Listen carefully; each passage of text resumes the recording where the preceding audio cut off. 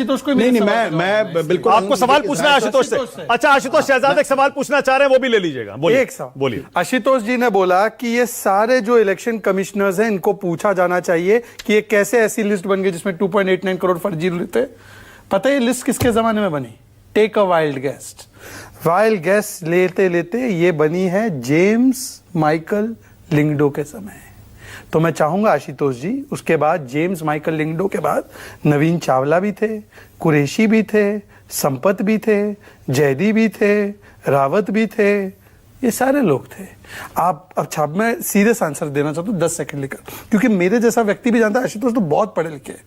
आपको पता है समरी रिवीजन में onus is on the voter कि भाई आपकी कोई चीज चेंज हुई है तो करेक्ट कराओ। एसआईआर में onus is on the election commission, घर घर जाओ चेक करो। मेरे पिताजी का जब देहांत हुआ तो हमने जाके इलेक्शन कमीशन को नहीं बोला हेलो इलेक्शन कमीशन पिताजी का देहांत हो गया वोट काटो, कोई नहीं बोलता। कोई आपके घर में हुआ होगा डेथ हुई तो आप करे क्या फोन, आपने जाके कटवाया वोटर? तो ऐसे करके करते करते करते जमा हो जाते हैं जो डेड वोटर्स होते हैं। पर जब इलेक्शन कमीशन निकलता है, अरे भाई आपके घर में पहले 4 सदस्य थे, आज कितने? ओके बोले आशुतोष। एक मर गए, आशुतोष 3 सदस्य। आशुतोष बोलिए। ये सबको पता है। पर आशुतोष जी जेम्स माइकल लिंगडो बोलिए। आशुतोष नहीं, मैं तो माइकल लिंगडो साहब का तो मैं बड़ा प्रशंसक हूं कि कम से कम वो दबे नहीं, झुके नहीं। उन्होंने बनाया। लोग हैं जिन अब साथ मैंने बोला हाँ बोलिए। कम से कम उन लोगों में से थे जिनकी रीढ़ की हड्डी ठीक थी।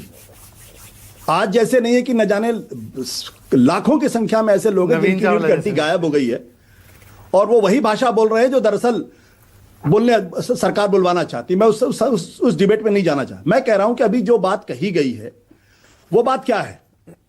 घुसपैठिए को लेकर जो सरकार घुसपैठिए को लेकर इतना बड़ा मुद्दा खड़ा कर रही थी तो फिर उसका रिकॉर्ड भी उसी तरीके से एग्जाम्पलरी होना चाहिए। और मैं आपसे बता दूं कि बार बार यह कहा जाता है 2004 से 2014 के बीच में यह तय हुआ था कि 4096 किलोमीटर की फेंसिंग होगी बॉर्डर पे। 2004-2014 के बीच में 2468 की किलोमीटर की फेंसिंग का टारगेट रखा गया था और सिर्फ 1973 किलोमीटर की फेंसिंग हो पाई। बाकी की फेंसिंग जो होनी थी वो 2014 से लेकर 2025 तक आपको जानकर हैरानी होगी सिर्फ 771 किलोमीटर की फेंसिंग हुई है। यह रिकॉर्ड है नरेंद्र मोदी सरकार का घुसपैठियों को रोकने के संदर्भ में फेंसिंग का।